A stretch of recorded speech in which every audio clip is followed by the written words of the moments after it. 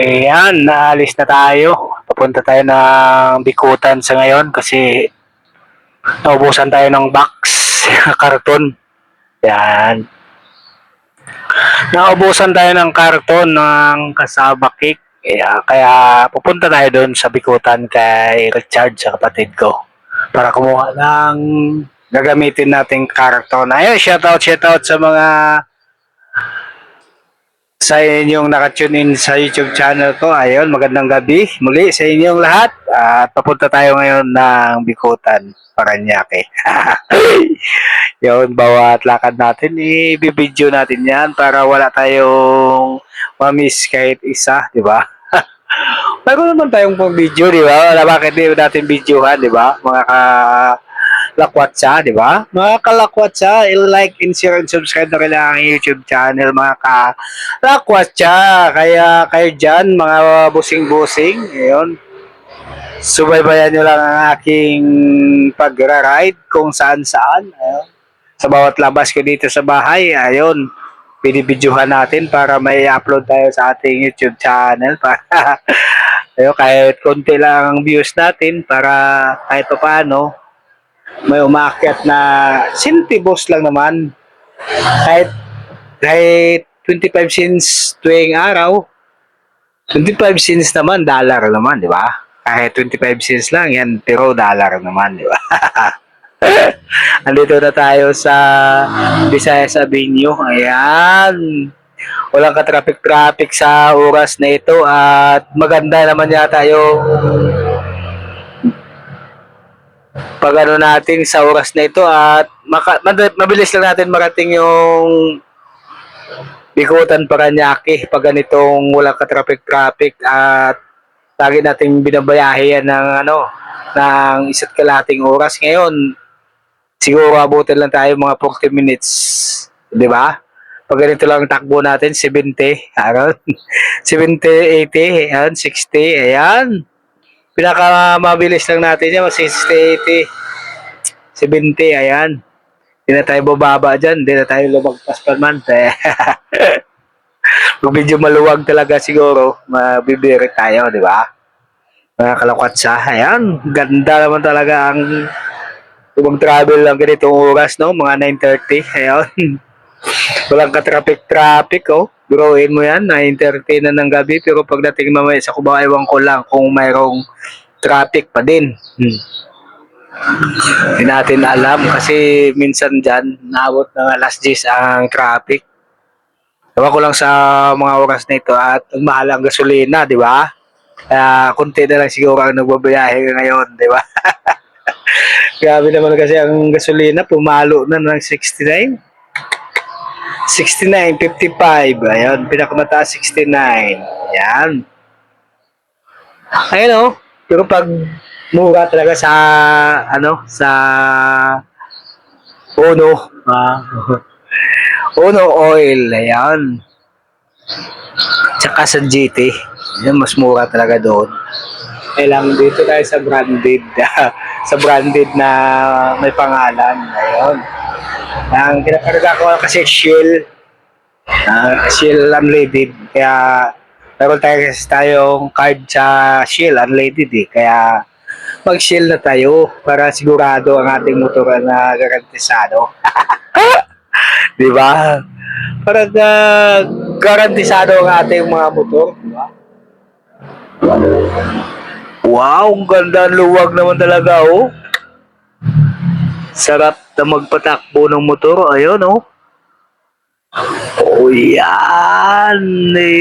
Nasa Isabinyo na pala tayo. Dito lahat ng andito lahat ng mga government. Tulad ng hospital, ayun. Sunod-sunod lang yung hospital natin na makikita, Heart Center, Lung Center. Ayun, East Avenue. Ayun. Dito po lahat yung niyan sa East Avenue. Ayun. Grabe na talaga. Ang lapit lang naman dito sa amin yan. Mga pag nilakad natin, mga 30 minutes siguro. Pero pag binotor natin, wala pa, 10 minutes, nandun na tayo. Ayan, oh. Ayun, dito na tayo. Nag-forward tayo. Nag-back forward tayo. Dito na tayo sa along Ayala Avenue. Ayan. Gabi lang kasi. Hindi natin makikita yung masyado ng ating paligid kasi gabing-gabi na.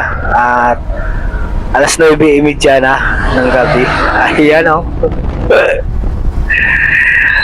Ayun, shoutout sa mga nagbabiyahe sa oras nito, mga bossing. Ayun.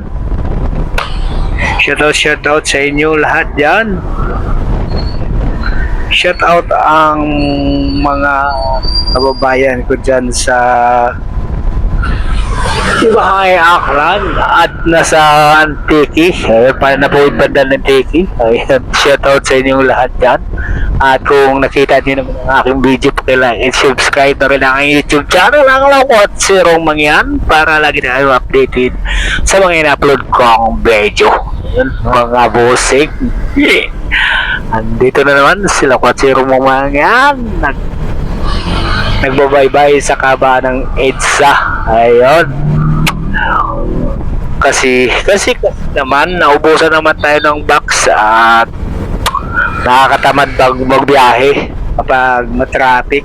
Kaya gusto natin bumiyahe ng gabi para sigurado talaga na tuloy-tuloy ang biyahe natin at hindi matraffic, di ba mga bossing? Kaya nakakasigurado tayong walang traffic pag ganitong oras, pag ganitong ating gabi na. Hindi pa boring. Tuloy-tuloy pa yung ano natin.